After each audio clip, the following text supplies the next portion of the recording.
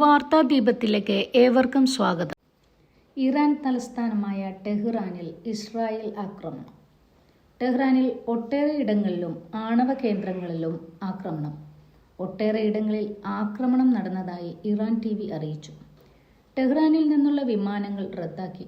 Israel അടിയന്തരാവസ്ഥ പ്രഖ്യാപിച്ചു. അവിടെയുള്ള മലയാളികൾ എല്ലാവരും ആശങ്കയിലാണ്. അമേരിക്ക ഈ ആക്രമണത്തിൽ തങ്ങൾക്ക് യാതൊരു പങ്കുമില്ല എന്നറിയിച്ചു. ഇതിന്റെ പശ്ചാത്തലത്തിൽ ക്രൂഡ് ഓയിൽ വിലയും സ്വർണ്ണവിലയും വർദ്ധിച്ചു. അമേരിക്ക ഈ ആക്രമണത്തിൽ തങ്ങൾക്ക് യാതൊരു പങ്കുമില്ല എന്നറിയിച്ചു. ഇതിന്റെ പശ്ചാത്തലത്തിൽ ക്രൂഡ് ഓയിൽ വിലയും സ്വർണ്ണവിലയും വർദ്ധിച്ചു. ഇറാൻ അമേരിക്ക ആണവ ചർച്ച നടക്കാനിരിക്കെയാണ് പെട്ടെന്ന് ആക്രമണമുണ്ടായത്. പശ്ചിമേഷ്യയിൽ ഇസ്രായേൽ ഒരിക്കലും സമാധാനം ആഗ്രഹിക്കുന്നില്ല എന്ന് വീണ്ടും തെളിയിച്ചുകൊണ്ടുള്ള ഒരു ആക്രമണമാണിത്. കഴിഞ്ഞ 24 മണിക്കൂറിനുള്ളിൽ തന്നെ ഇറാനെ ആക്രമിക്കാൻ ഇസ്രായേൽ ഒരുങ്ങുന്നു എന്ന് റിപ്പോർട്ട് വന്നിരുന്നു. അമേരിക്കയ്ക്ക് അറിവുള്ളതുകൊണ്ടാണ് കഴിഞ്ഞ ദിവസം അവരുടെ പൗരന്മാരുടെ സുരക്ഷിത ഇടങ്ങളിലേക്ക് മാറുവാൻ അറിയിച്ചത്.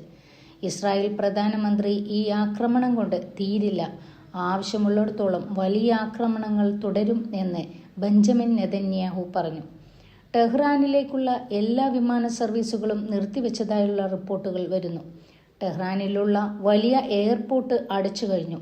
വലിയ യുദ്ധത്തിലേക്ക് കാര്യങ്ങൾ പോകുമോ എന്ന് അറിയാനുള്ളത്. എങ്ങനെയാണ് ഇറാന്റെ പ്രതികരണം എന്നാണ് അറിയാനുള്ളത്.